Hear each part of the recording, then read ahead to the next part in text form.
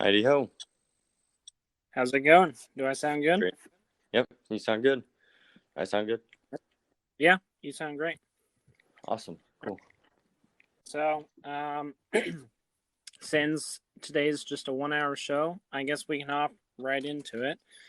For those that are listening on the recorded version or live, this is the Wake Up America podcast. We're a conservative talk show, and we love comments, but please remember to keep them clean and limit your cussing, or else we'll have to mute you.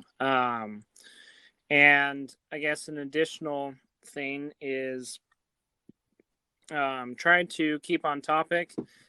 We have had some just joke calls, and we appreciate when you add to a constructive dialogue.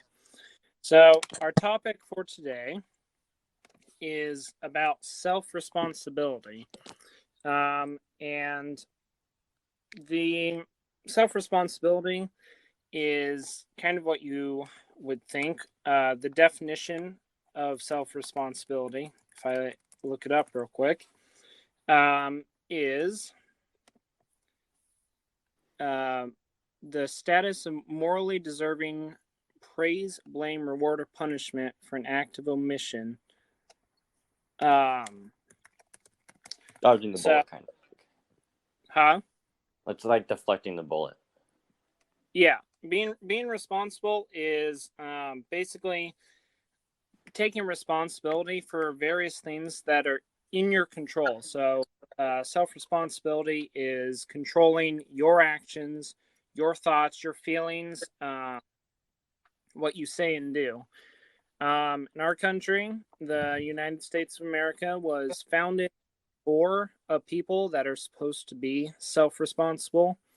You can look throughout American history, and it has been a history of people who are responsible for themselves and who take responsibility for things and don't just shrug off the responsibility onto someone else. Our country was really founded for that, and because of the way we have our system set up with democracy and our republic, the self-responsible people are the only people that can run a country like ours. Without self-responsible people, we can't run this type of country. That's the perfect way to put it. Democracy as a whole is a system that revolves around being responsible for yourself and certain civic duties such as voting, responsibilities and privileges that we all enjoy here in the U.S. and defending and uplifting those. And so self-responsibility is just the purest form of honoring the best way we can maintain a democracy. Without self-responsibility, you just have people who constantly pass the buck onto someone else, and only evil is done, nothing ever good ever happens. Pretty simple. And something else we're also going to be talking about today is moral relativism, which ties right into self-responsibility and can even be a cause of a lack of self-responsibility. And it is sadly something that is prevalent in today's culture, where people see everything as always gray, and that the good and the right is relative to the situation always.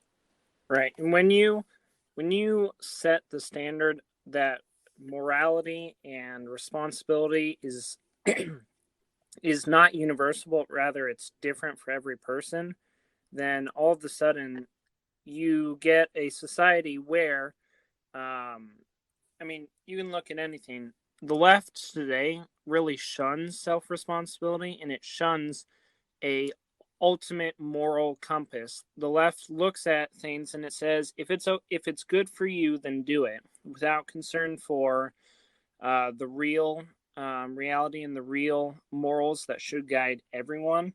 And that leads to just in general a degrade in society, but also a society that can't really hold together, because if we all believe differently, what but we all believe that we're right and that what we're doing is right, there's no way to come together as a country. Amen. That's absolutely it. A really good example of self responsibility and moral relativism that both of them very strongly take part in today is the topic of abortion, um, where you have people who are pro abortion who can look at things with a certain amount of moral relativism and say, well, you know what? I believe in quote unquote body autonomy, and that means that in order to have that, I have to kill children. So, that's just the trade off that I'm making. And then they pass the buck on to someone else and they say it's not my fault. I just happened to get pregnant, or, instances like that. And then that's where that's just a good example that I think that everybody can really relate to or understand because of how prevalent it is in today's society, where people say, it wasn't my fault. I'm not going to take responsibility for this, even though it was their fault. And then there are the very few instances, like always, we always have those outliers where sometimes it is not their fault. But then moral relativism comes into play where people are just like, well, I screwed up, and so someone else is going to pay for it. And in this instance, Right. someone else is going to pay for life. That's exactly. These two topics really go hand in hand, especially in that. We'll use that situation that you have a self responsibility to not get in a situation where you're going to get pregnant. And if you lacked the self responsibility and the self discipline, and you got into that situation and you do get pregnant, then in that situation, you've already failed your self responsibility once. And now you've created a child. And now what you need to do is have the responsibility to say, okay, I'm not going to impose my comfort. Huh? My mistakes. Sorry. Yeah, I'm not going to impose my mistakes on an innocent child. And at that point, you need to have the responsibility of I'm going to be responsible for this child, and I'm going to recompense in that way for my mistake rather than killing the child. Yeah. That's a really good instance of self responsibility, and I mean it's all over the place.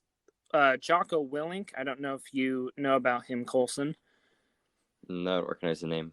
He's a retired Navy SEAL. He's kind of a motivational speaker. He does a podcast, and he talked about a situation which none of us want to be in. I believe it was in Afghanistan or somewhere in the Middle East, where he was with his team, and his team was paired up with some local military. I don't remember again which military it was, and it was dark. I don't remember all the details, but it was dark, and there was a shot fired, and turns out that it was friendly fire. And at the end of it, someone had been shot and I believe killed, but I'm not sure. And he got called in to his commanding officer, and uh, it might have even been a board of like judges, and they talked to him. They were like, okay, what happened? He explained the situation,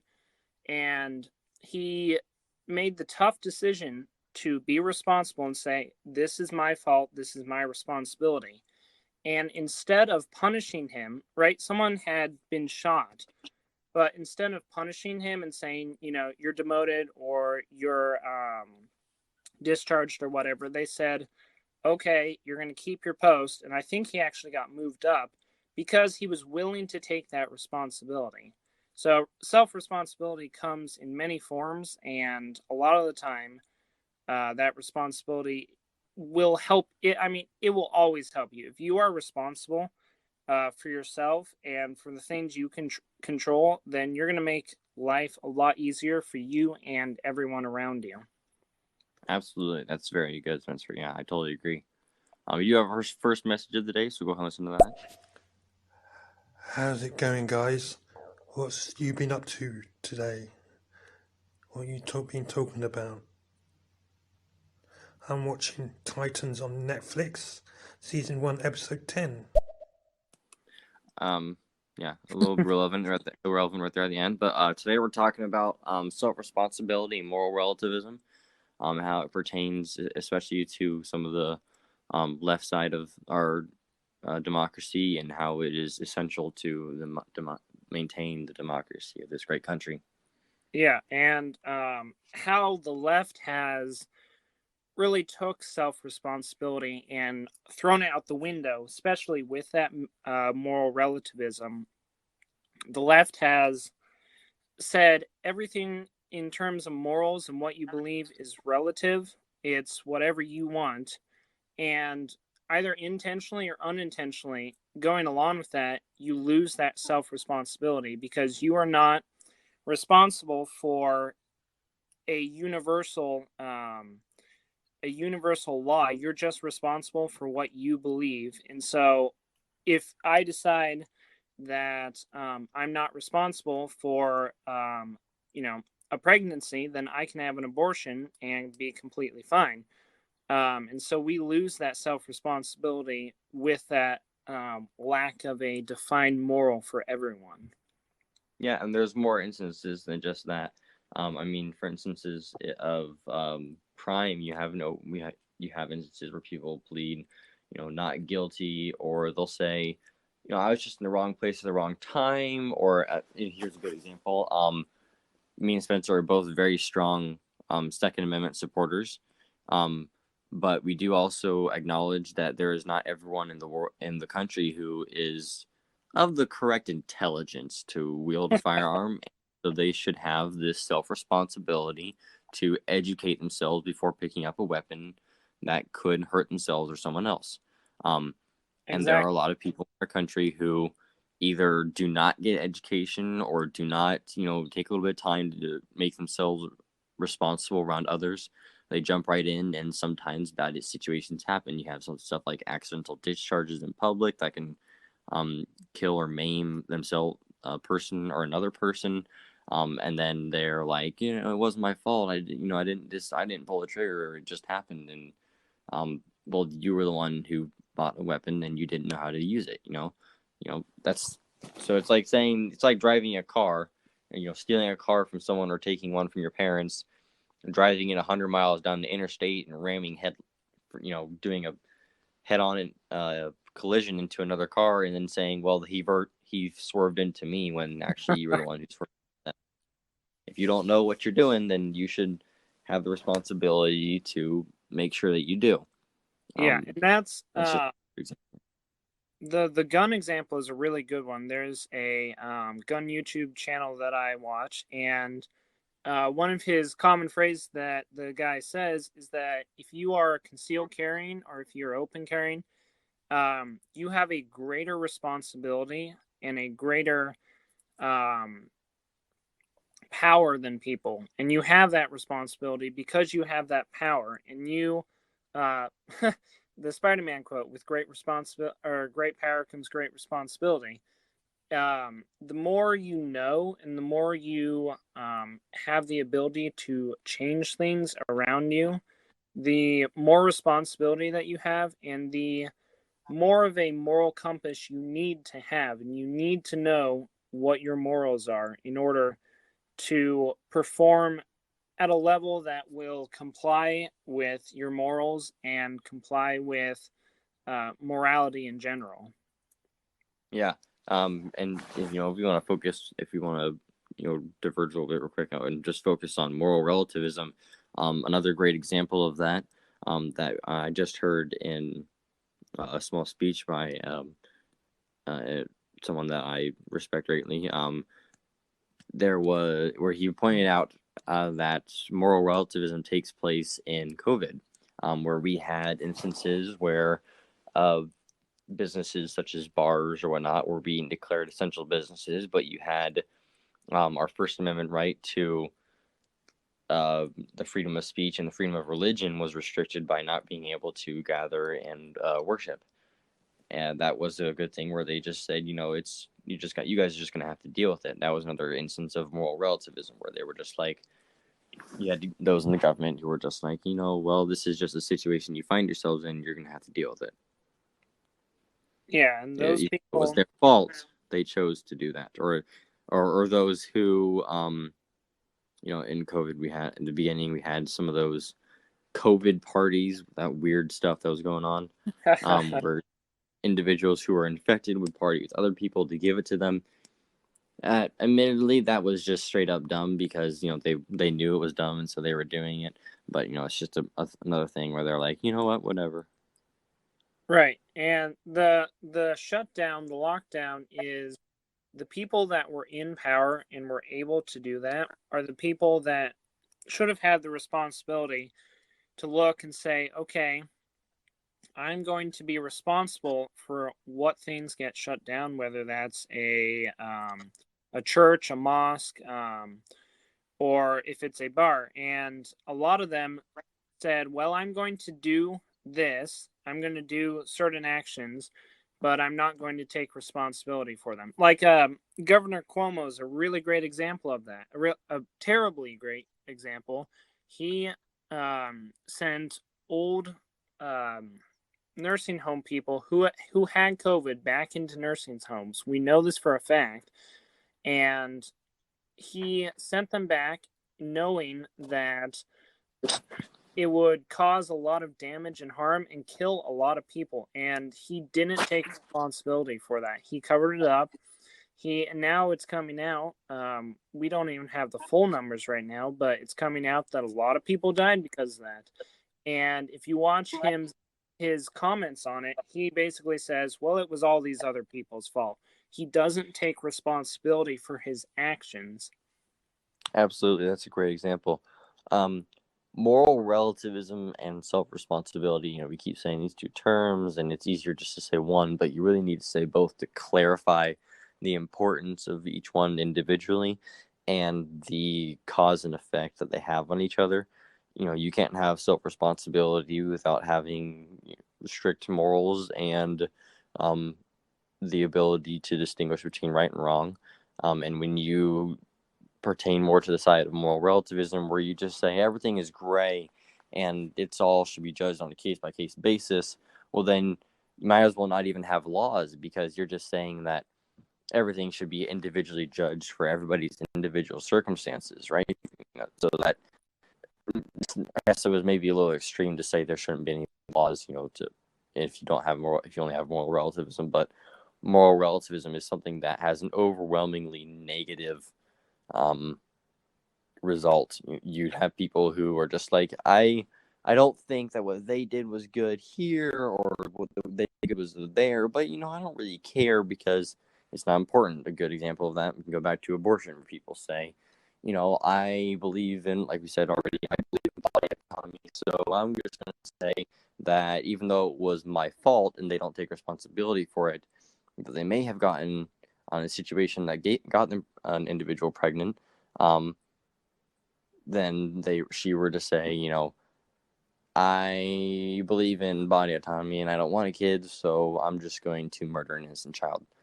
That's what it is. If anyone, we can bring up a topic of abortion in a later thing, but if anyone wants to have a little snippet and come back at me about abortion essentially just being really just murder, go ahead and leave a comment and we can bring that up later. Yeah, I think that is, by the way, you're cutting out just a little bit. The topic of abortion, I think, is a really good way of crystallizing this issue. And without that, there's a reason that if you kind of look at religious people in general, it really doesn't matter what religion they are. They generally have a more strict way of looking at life, and they have a more strict way of living life. Right? A Christian isn't going to swear as much, or they aren't going to swear at all, like us. And when you have that moral law that is defined outside of yourself, right? The Christian moral law comes from the Bible and various other scriptural instances. And when you have a law outside of yourself, that's not defined by your morals, but it's defined by the morals of God, and a morality outside of yourself, then you're able to look at things a lot clearer and not be able to change what's happening in your life just because it's convenient. It sets you on a path that is not morally different from someone else. It should be the same, and it gives you that responsibility to perform those actions or to not do this specific thing. Exactly, yeah. I mean, there's a lot of general instances where self-responsibility is essential, and I think that in most times it has to do with unfortunate circumstances happening to one individual or another, um, where they just say, I don't feel like this was my fault, or I'm not going to take responsibility for it, and then it leads to an overall degradation of character, and in terms of the United States, at least it has led to a degradation of the character of this country, where we are seen by many individuals in the world as a country that does not really play by the morals that a lot of other countries play with, and we just kind of do whatever each individual wants and cruise through life and live cushy and take for granted what we have. And when you have individuals that use strong moral, when you that have strong morals and that focus on self-responsibility, you would create a group of people that can work together, and when something happens, they can quickly figure out who it was, whose fault it was, and remedy the problem. We've often we're referred to, the U.S. is referred to as the most sue-happy nation in the world. And it's a sad phrase, but it's true, and I think it has to do with self-responsibility, and it's simple just because individuals, for one reason or another, are gonna sue a person for this money or that amount of money. Sometimes it's not honest, sometimes it's not true. And it's really just a sad instance, and it comes down to morals, because if you're a person who's immoral and doesn't believe in taking responsibility for your own actions, and you're just going to pass the buck all the time, nothing good is ever going to happen. No progress is ever going to be made. And that's the baseline of it. We can go on for hours and hours about individual circumstances where if people were self-responsible and had self-responsibility and strong morals, then this wouldn't happen, or this could have been resolved, such as that instance that Spencer gave with the member of our military. I don't remember the name, Spencer, that you gave there. Jocko Willink. Yeah, that was a good instance where he rapidly took responsibility for an instance that was totally out of his control and was a complete accident, and in the end, good things happened. And you can look at this, and I see this as a kind of a childish thing, just because it's something that I was exposed to, and I believe that I kind of followed an unfortunate trend early throughout some of my childhood, where I was like, I didn't do that, it wasn't me. So I can speak from experience. Yeah, I think every kid does. I think every person in the world does that. But that's another instance where morals come where you can overrule what you would say could be something negative that happened to you, in terms of just understanding that you were at fault and taking responsibility for it. Yeah, and I think to go kind of deeper into this topic, the left is the one that really pushes moral relativism, right? In general, the conservatives say, okay, we have this set of principles, whether they're Christian or conservative principles, right? Those may differ a little bit. But the right generally has a set of principles that it goes by, and if it deviates, it's a deviation because it's a deviation. Whereas the left just promotes do what you want. It's totally fine, up to you. And I think they do that because then what they can do, if you have a morally weak people that won't take responsibility for themselves, right? If I if I won't take responsibility for hosting today's episode of this show, Colson has to come in and take responsibility from me because I'm not willing to do that. And so the same thing can happen. That's what I think a lot of why the left does this is because the left says if we can get people to not take responsibility for themselves and not be morally straight just to follow their own morals, then it's much easier to take over them. It's much easier to take over a morally weak people than a morally strong one. And it's a lot easier to say, oh, you aren't willing to take responsibility for us for this action that you did. Let the government take responsibility for it.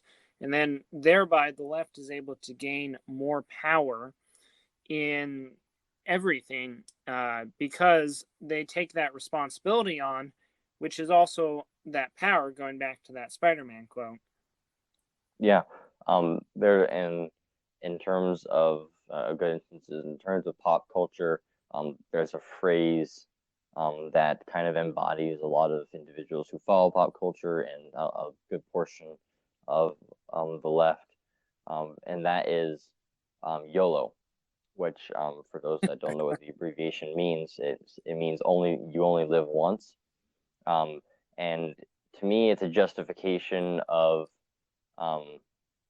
eat, drink, and be merry, for tomorrow we shall die. That's a Bible quote. Yeah, that's a great point. Yeah, because when you have the point of view that I can just do whatever I want, whenever I want, I don't have to feel responsible for myself or for anybody else. Someone else will take care of it, or it doesn't really matter who takes care of it. I'm just going to do it anyway.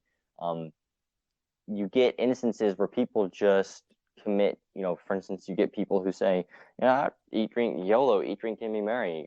Let's go ahead and rob this store, or let's go ahead and hurt this person that hurt me once because it doesn't really matter, I can do whatever I want.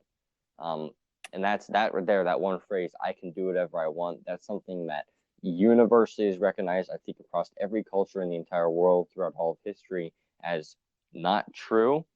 But when you promote an idea of eat, drink, and be merry, YOLO, you only live once, then you promote an idea of I can do whatever I want, and sometimes I can do whatever I want and I can get away with it.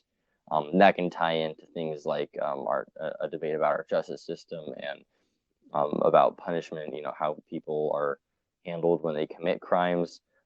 So we're not going to, instead of focusing on that, we're just going to stick in the general topic of an overall attitude of living in the moment and not focusing on yourself or those around you and not taking responsibility for your own actions, that whether or not they have a detrimental effect or a positive effect, leads to the degradation of not only a society but an individual, of a family, of a people as a whole, of a nation, and really it leads to a degradation of the entire world. Yeah, and when you have that moral relativism and you have people that don't take responsibility for themselves, just the I can do what I want attitude is it's not only universally recognized as bad, but it's childish. And the I can do what I want, it doesn't affect anyone. Well, it does. I would say a majority of your actions, especially when you're not within your own house, affect other people. And if they don't directly affect people, they definitely affect the society as a whole, because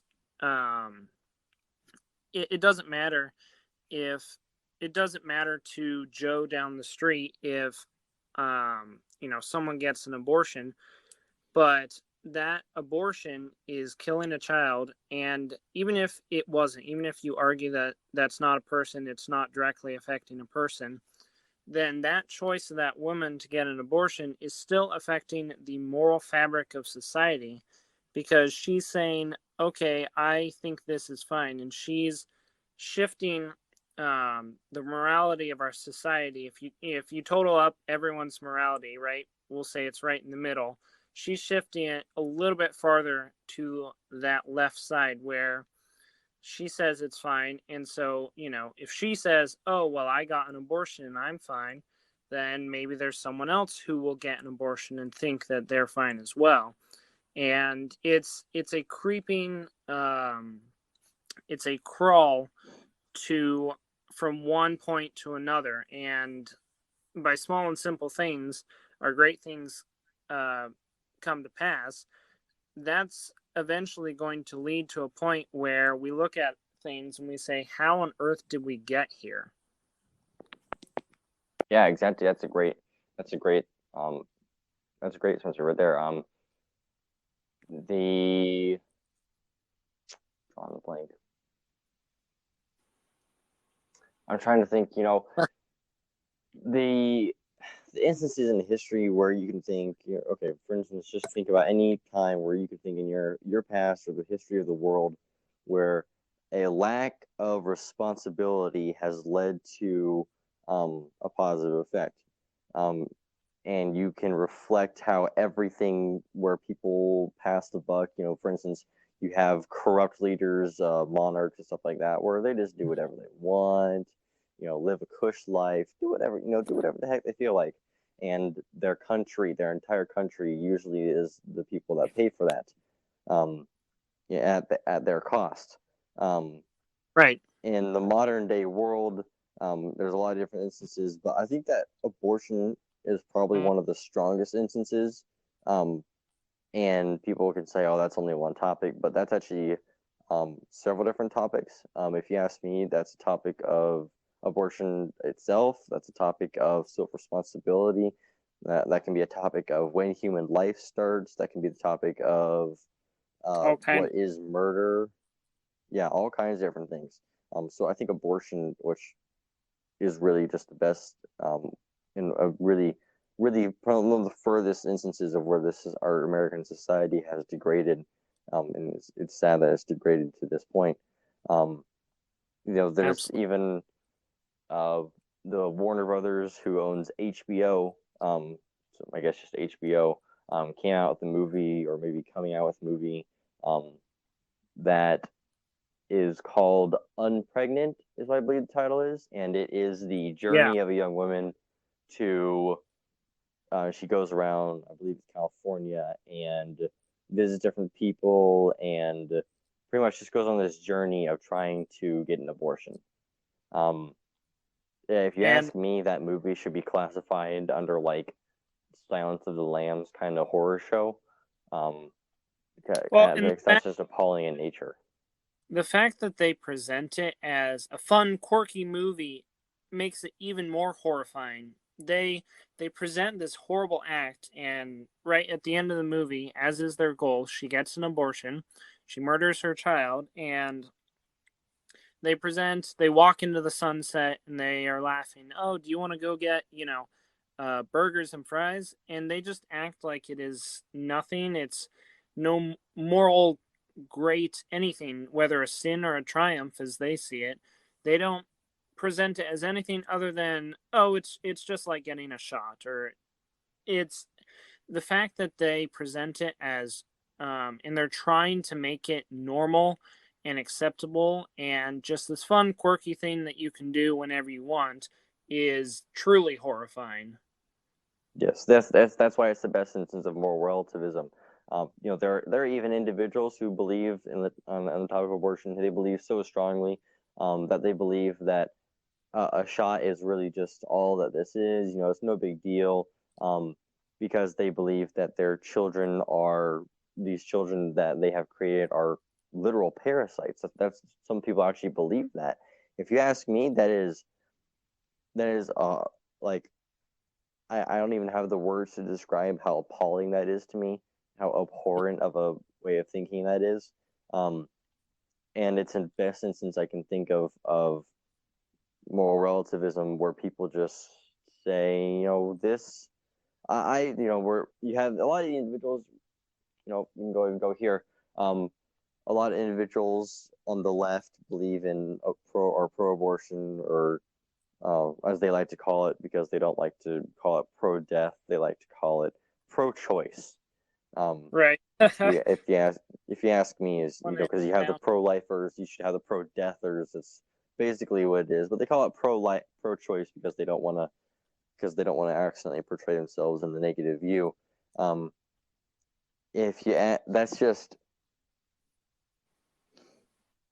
I don't really have the words to accurately describe the effects that complete moral relativism has on an individual, a family, a group, and a country, a society, in the world.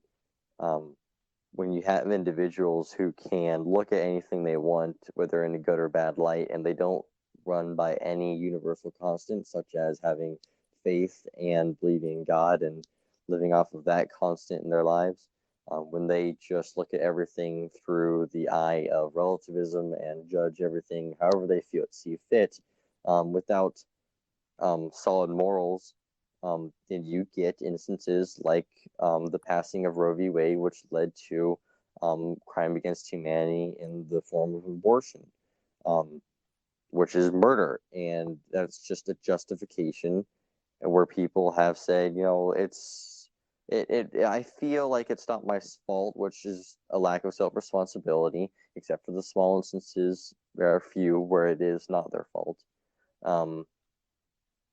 And then they say, I wasn't my fault, and I don't really want to carry a child, even though it was my fault.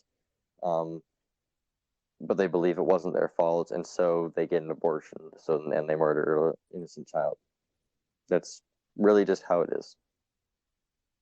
Yeah, and Are you part of the KKK? No, that would be a negatory, Ghost Rider.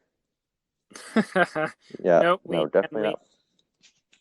Definitely hate their activity and what they think.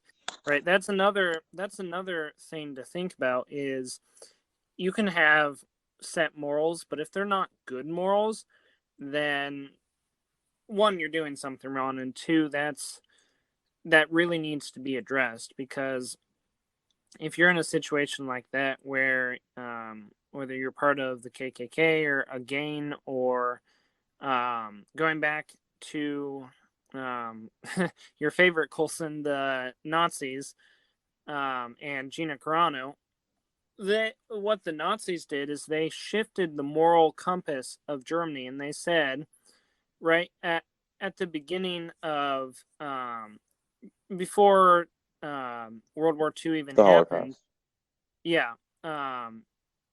the German people were all kind of going along with Jews and Gentile and everyone else, and then Hitler got in power, and he shifted the tone. He shifted the morality to say, well, this group of people aren't human.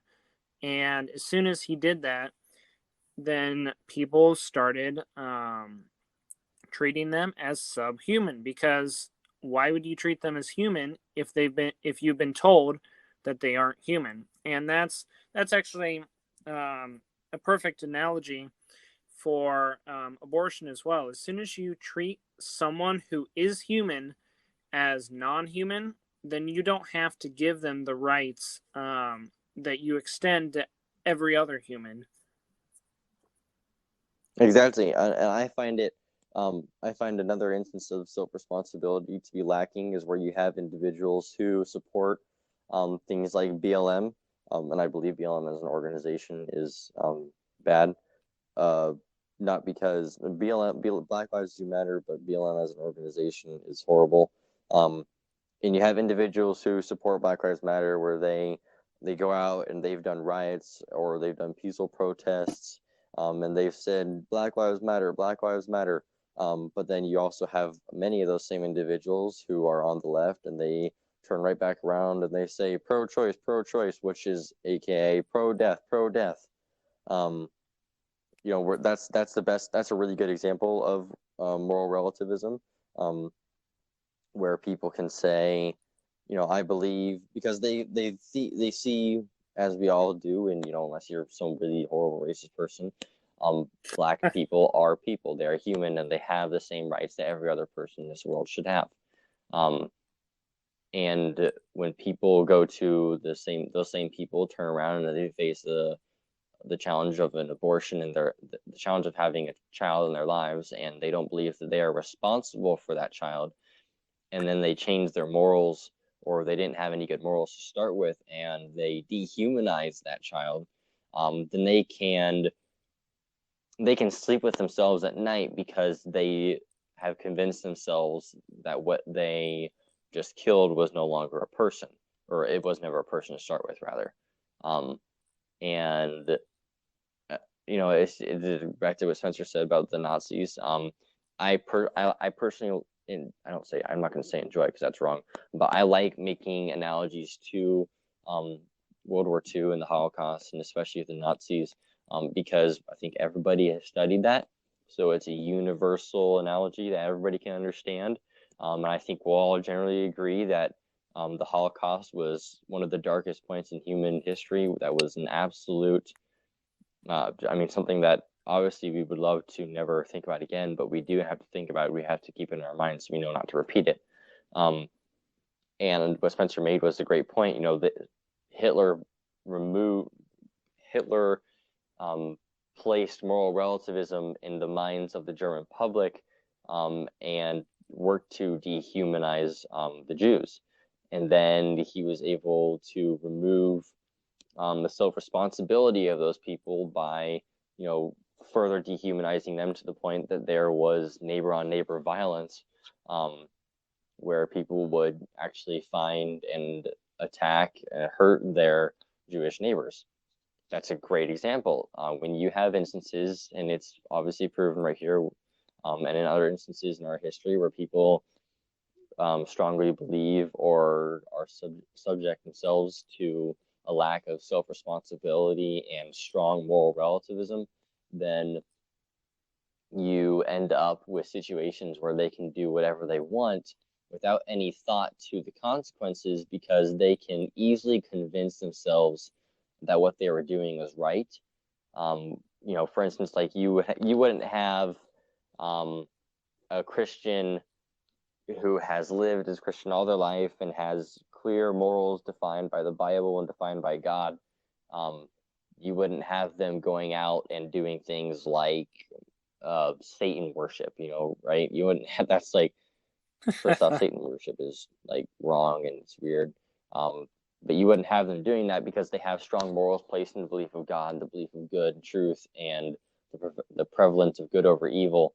And that's just another example of instance where people who have strong morals can maintain good actions throughout their lives. If you are raised in a household, if an individual is raised in a household where the parents teach that the child can do whatever they want, or that when they don't do something wrong, they'll be rewarded, which I believe the reward system of parenting is inefficient, just in terms of it presents no opportunity for a child to learn right from wrong, or the consequences of choosing something wrong. And when you have instances like that of a child being raised around that kind of environment, then you have a child who is raised with a lack of morals because they were not strongly enforced or even created up in their own minds due to the enforcement of good versus evil throughout their childhood. I think that's a great analogy. Personally, me, if anyone disagrees with me, go ahead and say so, because I'm definitely open to opinions. But yeah, that's kind of how that's one of the ways that I like to look at the topic of self-responsibility. Yeah. Let's go ahead and take this message. Can you guys say the N-word? Because I can't, nigga. Yeah, hey, don't cuss, please. If you say that again, we'll just mute you. Yeah, no cussing. And obviously, we're not going to say it. Yeah, we don't appreciate cussing, especially cussing that degrades other specific groups of people. That's just not right, and we don't stand for that type of stuff. Exactly, yeah. We've had people on here before who have thought of us as racist or whatever, and I think in the end they just weren't really listening to what we have to say. We absolutely condone racism. We condone things like white superiority, black superiority, We both We condone. don't condone. We do not support. Yeah, no KKK, no bueno. And when you have that's another good example of self-responsibility right there. When you have individuals who don't get the full picture and they don't do the work to fully understand what someone is saying, and so then they can therefore do things such as cancel culture or censorship against an individual.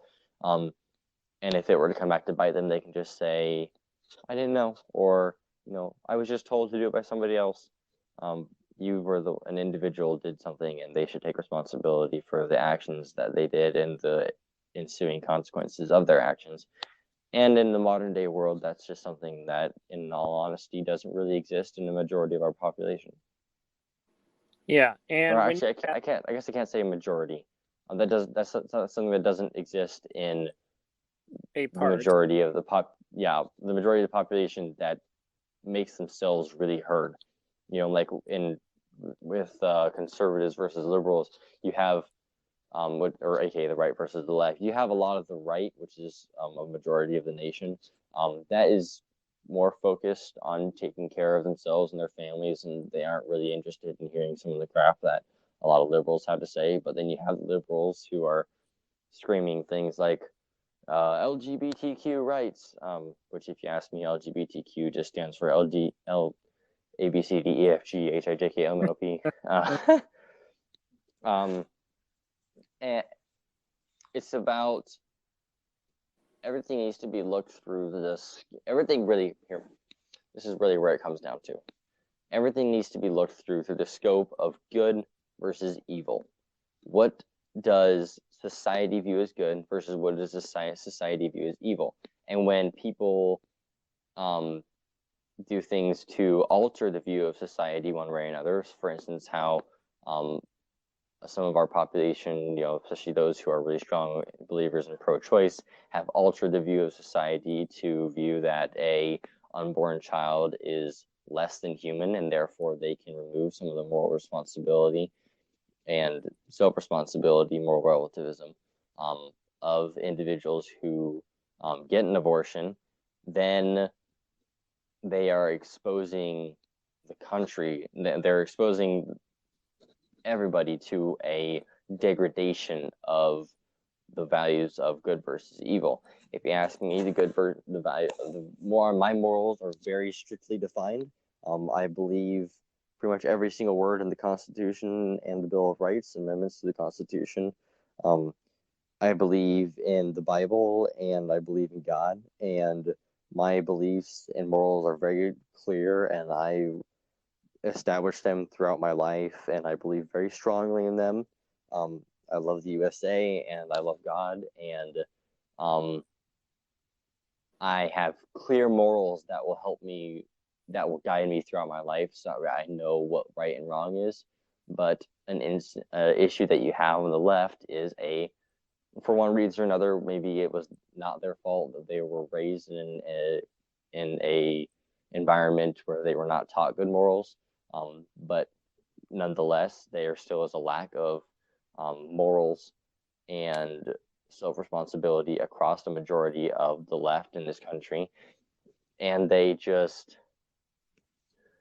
don't understand that when we create situations in our nation that allow for moral relativism, then we create situations where people can flip-flop their beliefs of good versus evil to whatever they feel like doing in the situation.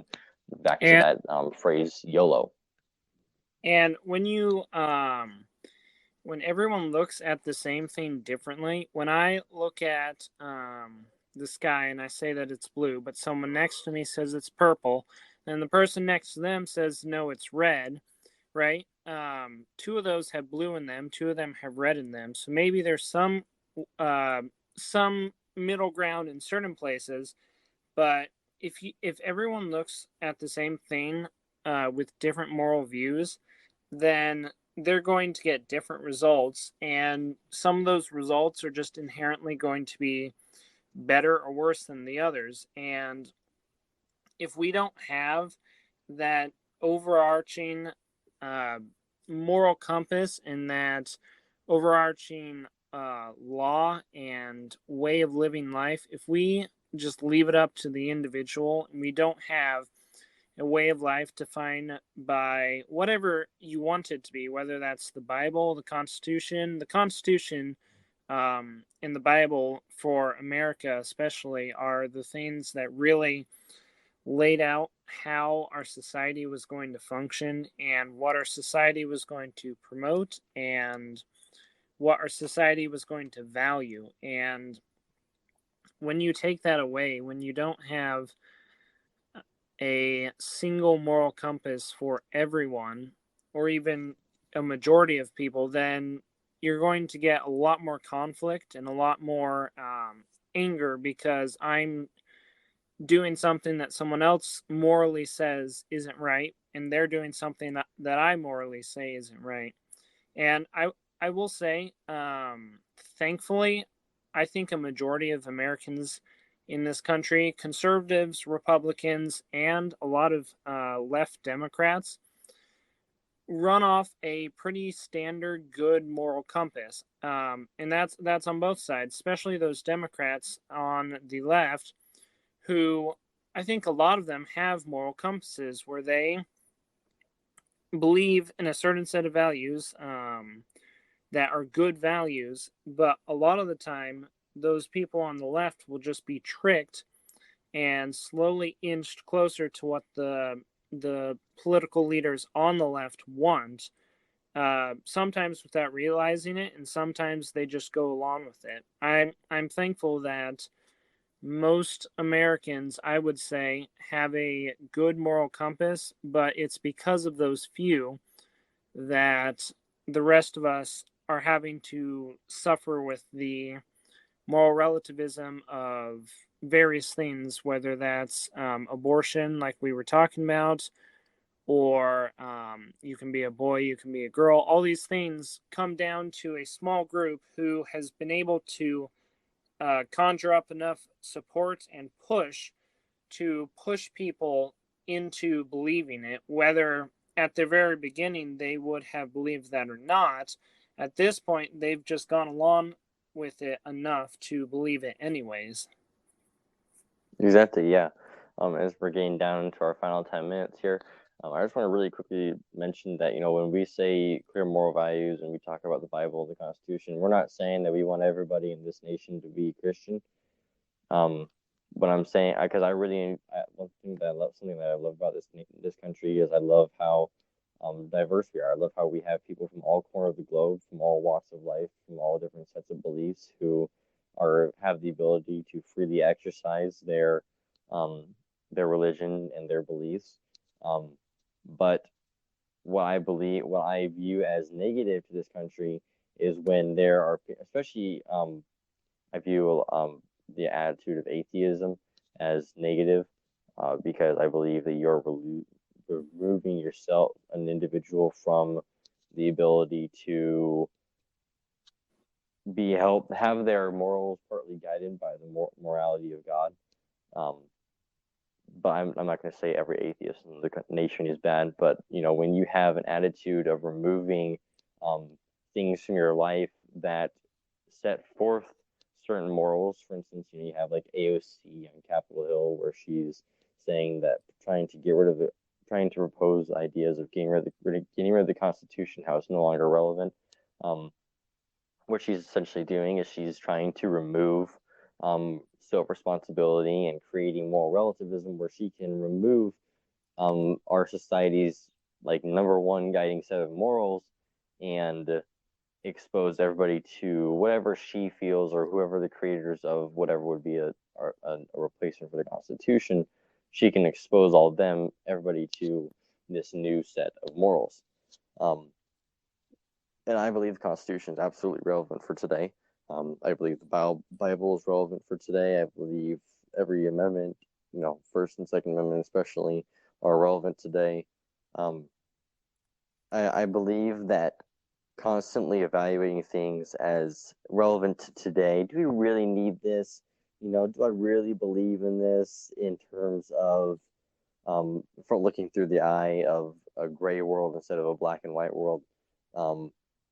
You create instances where you open yourself to the ability. Actually, I wouldn't even say ability, because ability implies power. I would say the destruction of yourself, the destruction of your own self, by removing the ability to effectively guide yourself with a strong sense of morals. When you expose yourself to just following the crowd, especially in the left, when you have like pop culture, or you have people who just kind of sheeple behind everybody else and just follow with the crowd.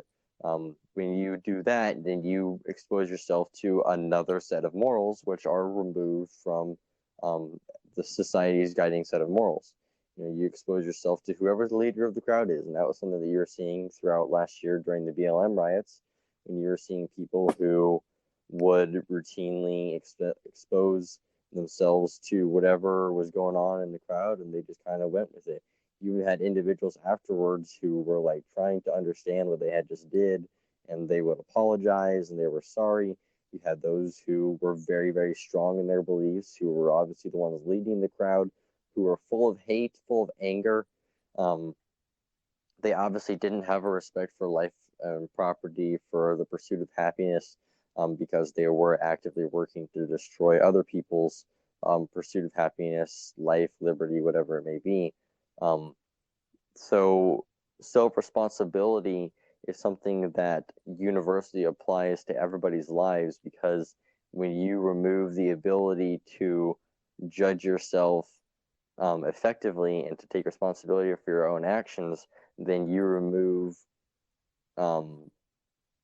then you open yourself up to doing whatever comes across your mind. You can justify whatever you do, whether you are a person who has committed murder in the form of getting an abortion. You can convince yourself that your baby was not yet a real, full person, and so they weren't technically human yet. So I'm going to go ahead and continue with such an abhorrent act. And those are. That's just. Oh, sorry. Go ahead, Those are some good points that you brought up. One that really stuck out to me right there at the end was that if you have a moral compass that's only for you and you don't judge yourself on an outside set of morals, then if I'm like that and I have a moral compass that says a specific thing that isn't based on an outside set of morality, then in that case, I can justify anything that I do because I can say, well, I believe this is moral now, right? And obviously, people don't change on a dime like that, but it allows the opportunity to change and to change my tune and change what I believe because it's convenient for me. And what you were talking about earlier about morality of the crowd, the left, I think, really does that a lot. Is the left says, well, what does the crowd want right now? And we're going to do what the crowd wants. And the problem with that is that the crowd is constantly shifting its attention to various things. The crowd does not stay put and does not have a single moral guiding. The crowd is like a flock of birds, where if one bird turns, the next couple will follow, and all of a sudden they're all changing into a different direction.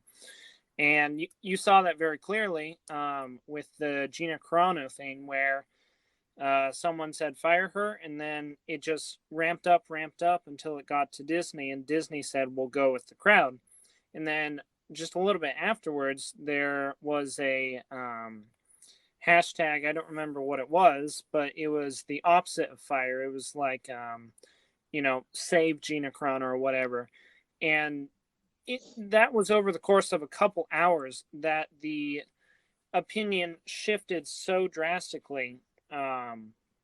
So the left follows the moral of the crowd, but the problem is that you can't follow the moral of the crowd and still have a set amount of morals, because those morals are constantly going to change based on who's talking and who's leading that crowd at that moment. Yeah, you have to use common sense and really think about your actions and what will happen. And we've already covered, make sure you judge yourself on an outside set of morals, such as the Constitution, Bible, whatever it may be. But you also have to judge yourself on an inside set of morals. When you burn someone's house down, such as in the BLM riots, does that make you feel good inside, or does that make you question what you're doing? And that's just a good example. We do have 2 messages real quick. Go ahead and listen to one of Cool. those. I agree with what you're saying, but aren't you being a bit one-sided? And how about the right? The whole Black Lives Matter. I supported it when it was a peaceful protest with Colin Kaepernick, and not what it evolved to with the riots, lootings, arson, and a multitude of fuckery, and the cancel culture of the left and so forth. Well, how about the right? Things with QAnon to a bunch of conspiracies to Alex Jones, InfoWars to, a guy, and lots of people believing in Pizzagate, storming into a pizzeria, trying to save some children, guns, things would happen in the Capitol. You have it on both sides, so you have to call it out, you know? This polarization in regards to people just jumping on the bandwagon like sheeples. Sure. Yeah, I So don't believe in jumping on the bandwagon. Go ahead, Spencer. in terms of what you're talking about with I don't know about the Pizzagate thing, but in terms of the QAnon and various other groups that are basically radical elements of the right, you're right. Obviously, we disavow them, and me and Colson disagree with them on basically everything. Um, and but the fact that you can look and you can see that QAnon, honestly, I had not heard about QAnon until the Capitol riot, and I'm sure a lot of people hadn't either. And you look at the media, and the media is very left and liberal. And if QAnon had been a huge thing, then the media would have covered it because that would be gold for their political candidates. But Yeah. they weren't because it's such a smaller group. Whereas if you look at the BLM and Antifa, those riots took up months and months and billions of dollars in damages and several deaths.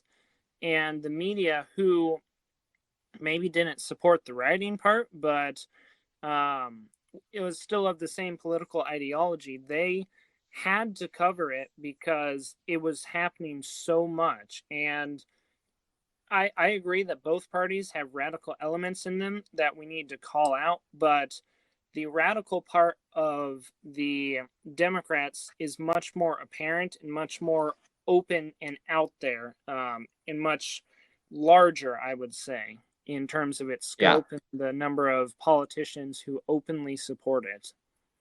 Yeah, the radical left versus the radical right. The radical left is a lot larger. It takes up more.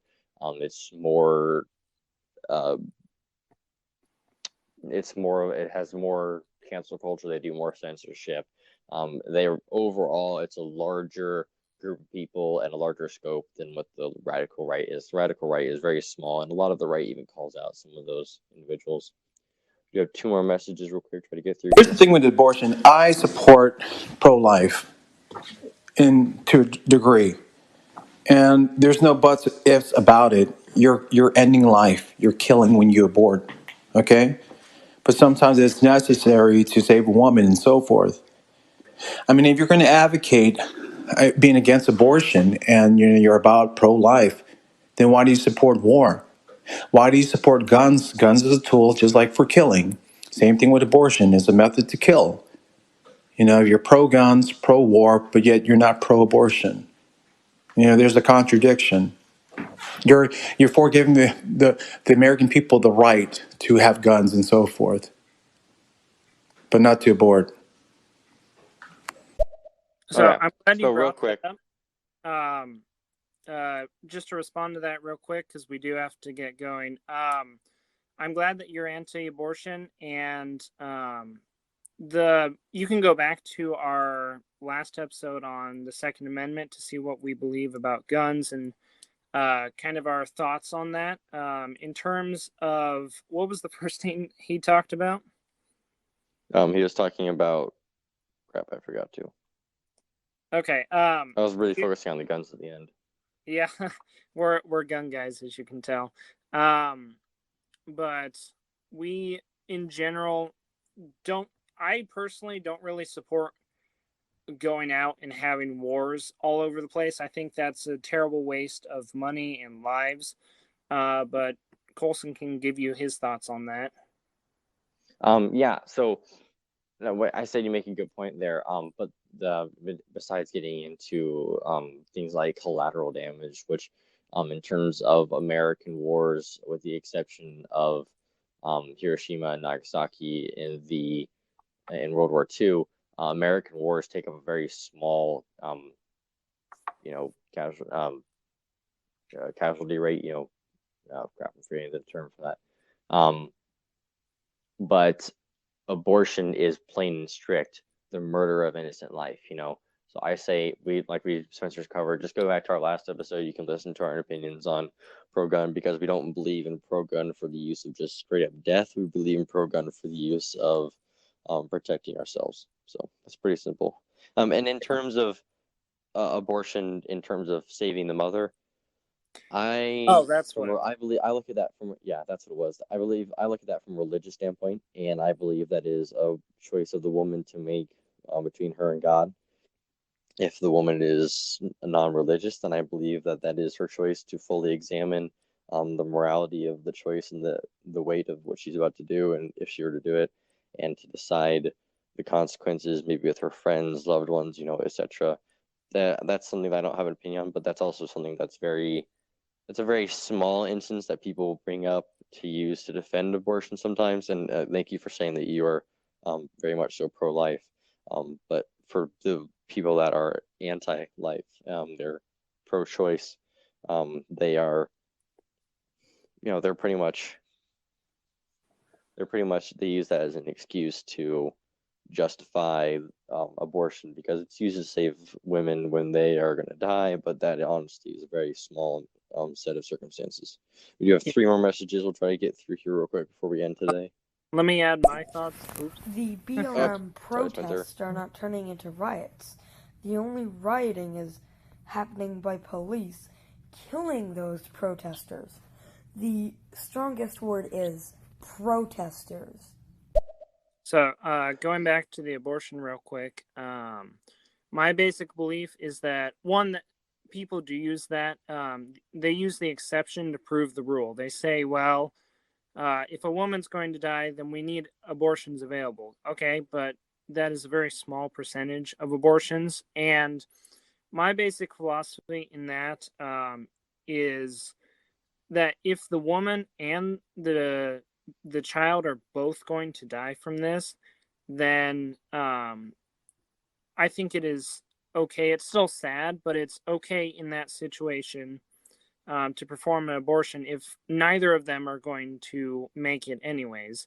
When it comes to the child or the mother, that's really up to the family. If you actually look back in England in the old days, when C-sections and other things like that were much more dangerous, people actually went and they said, we are going to save the life of the child rather than the mother. And I'm not saying I agree with that, but that is the morality that had existed then. So it's not an uncommon thing to look at the morality of the situation and decide what helps everyone the best. Exactly. And for that lady, I've heard your username, but who sent in that last comment, we prefer to have conversations that have evidence to back up people's claims. And obviously, I mean, clearly you don't have very much. If you would like to see why I'm saying you don't have very much, go look up videos of BLM riots. And if you don't like me saying protesters, I just say it because I don't know, it's just a word that I say. It doesn't really mean one thing or another, because they are also rioters. And there were many BLM protests that were peaceful, but there were also a significant number that were not peaceful, and they were riots, and they were incited by BLM members and not by police. So that's all I have to say about that. Yeah. Go look up stuff if you want to be educated, so you know what you're talking about. And go look at our first episode that we did talking about this. We can take one more message, and then we do have to go. Okay. It seems like the mainstream media, more on the left, invokes massive hysteria. It really does. And the race war. I mean, they know what sells, what keeps people glued to the TV screen about race. Same thing with George Floyd. I mean, I don't believe in police brutality, excessive force. The fact is, there was a guy way before him, Tony Tippa, that was white, but it wasn't reported on. Cops, it was on video on their body cams. The cops were on top of him much longer than George Floyd. We're talking about over 13 minutes, and that's Tony Tippa, and he died, but that wasn't reported on. So the media definitely has a hand in causing, all the craziness that we're seeing. Yeah, absolutely. You want to take one more, Spencer? Just listen to that real quick. Yeah. Okay. No, if you're pro-life, you think that a woman should have no rights, and it's in stone. No. Pro-life is telling a woman that she is not allowed to not have a baby. If a woman is not ready to have a baby, they do not have to. And if you say otherwise, that it's killing, which it is not,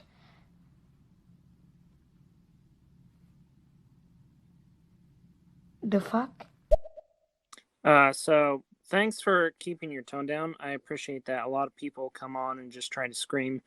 The basic belief for us, I think both of us, is that we believe in the rights of the woman, and we believe in the rights of everyone, so long as they don't interfere with the rights of the other people. And in that case, the woman does not have a right to an abortion, and by getting an abortion, she's extending her convenience over the rights of the child. Exactly, except for instances of, non-consensual, or some instances like rape or stuff like that, where the woman was not responsible for getting pregnant. Then there's two different things. And actually, no, there's just really one. It's called abstinence. Don't have sex if you're not ready to have a child. End of the discussion, period. And all these people who are proclaiming, things like, I can just go out and do whatever I want, or I can, have sex because I feel like having sex. And, that is your choice, but you're going to have to live with the responsibility of, if you end up getting pregnant from this choice, then that is your responsibility to take care of the child. Don't want a child, don't have sex. Very simple. Yeah, pretty simple. Yeah, I don't see the confusion here. It's like, if you don't want to kill people, don't kill them. Don't shoot. If you don't want people to die, if you don't want to end up killing someone by shooting them with a gun, don't shoot them with a gun. If you don't want to accidentally trip and stab someone with a knife, don't carry the knife around where you can stab someone. It's a very, very simple concept that in every other instance of common sense throughout all of society is universally recognized. If you don't want something to happen, remove yourself from the equation or don't participate in it. If you don't want to get drunk, don't get drunk. Don't go drinking. Except for the instance of abortion, where people have created this mindset that removes their self-responsibility by saying that, it wasn't my fault, or, it just happened. If you don't want a child, don't participate in situations that can effectively lead to you having a child. And then there is the only exception for that being instances where it's non-consensual, and that's a different thing. The vast, unbelievably vast majority of abortions are the result of women who weren't smart one way or another. And I believe, whether that's, they used contraception, but they ended up being pregnant anyway. There's the contraception, and they have different forms, and it's got percentages of how effective it can be. Really, really simple. Abstinence has 100% effectiveness rate every single time. Yep. There's no chance you can get pregnant if you abstain from the action. Very, very simple. I'm guessing that you just sent in a reply. So Spencer, it's up to you if you want to listen to that. We do have to go, so sorry that we can't get your reply.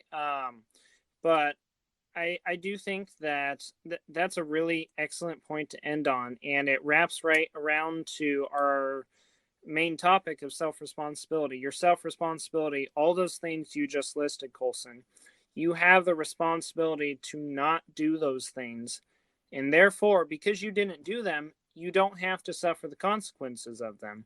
So yeah, I think that's a really good point to end on, is just take responsibility for your actions, and take responsibility of your actions before you do them. Think them through, rather than just doing what you think feels good because you can. So yeah, Yep, that's and a great place to end. establish strong morals in your life that determine right from good from evil, and what the right choices are. Create a set of morals for yourself and guide them with external factors in your life, faith, whatever it may be, to create stronger things. Where you believe only in the Constitution and you're an atheist, or whatever it may be. Morality and don't have things in your life such as moral relativism, because it's just a facilitator for evil. And then take responsibility for your actions. Yeah, pretty good. Yeah. All right. Well, let's go ahead and wrap up for today. My name is Colson. My name is Spencer. We're 18 and American. And we're signing off. Everyone, thank you for joining up today, and thank you for your replies. Yeah, thank you so much for the discussion. Yep. Bye.